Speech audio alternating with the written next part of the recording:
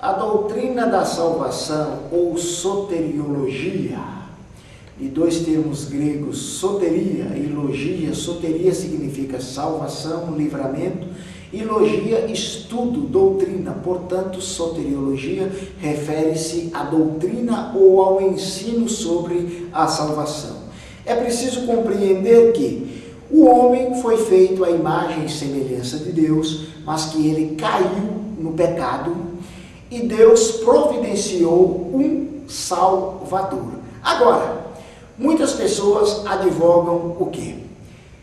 O calvinismo simplesmente diz que o homem não tem parte na salvação, ou Deus simplesmente predestinou uns para a salvação e outros para a condenação eterna, não importa o que você faça.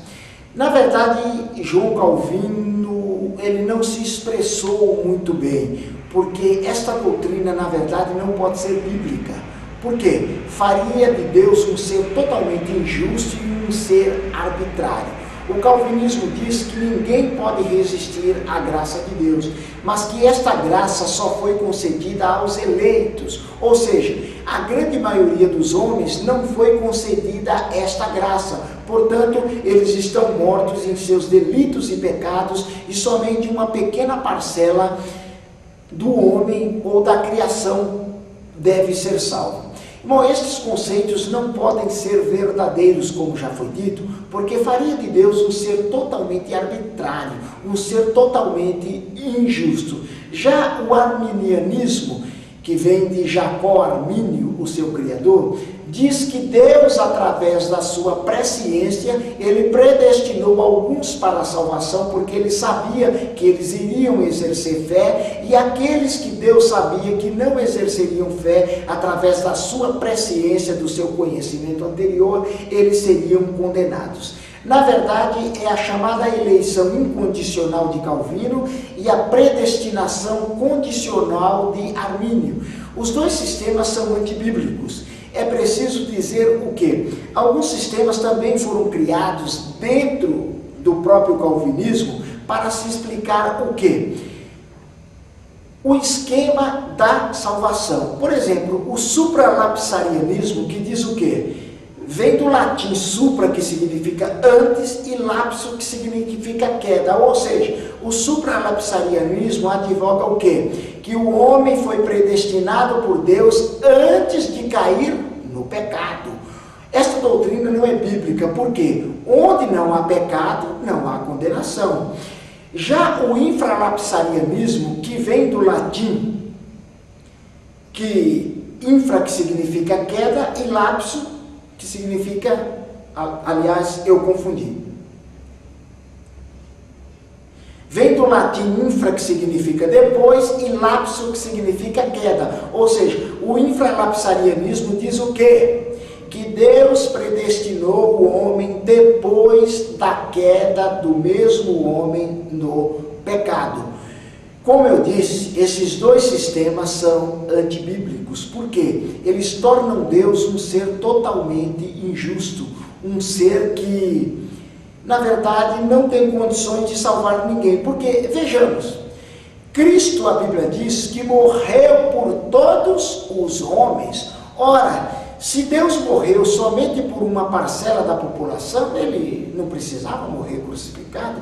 Paulo diz que ele não teve por usurpação ser igual a Deus, mas rebaixou-se até a morte e morte de cruz. Portanto, na verdade, a Bíblia deixa claro, Deus não quer que o homem se perca, mas que todos venham ao conhecimento da verdade.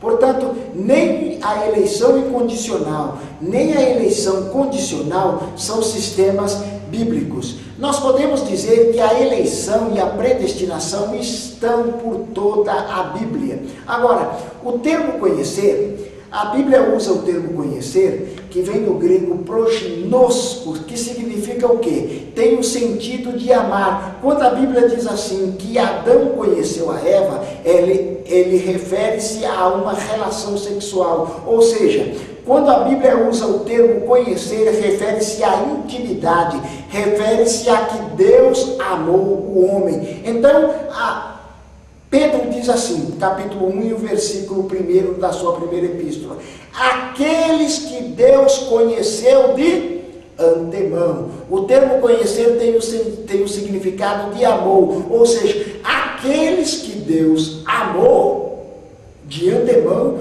anteriormente, Ele os elegeu em Cristo, como diz Paulo na Epístola aos Efésios, capítulo 1, versículo de número 4. Portanto, nós fomos o quê? Amados por Cristo de antemão e fomos amados por Deus de antemão e eleitos em Cristo. Ou seja, a eleição e a predestinação fundamentam-se essencialmente em Cristo. Nós fomos amados, conhecidos por Deus e fomos eleitos em Cristo. E depois que nós fomos eleitos em Cristo, Ele nos predestinou para sermos conformes à imagem do Seu Filho. Romanos capítulo 8 e o versículo de número 29.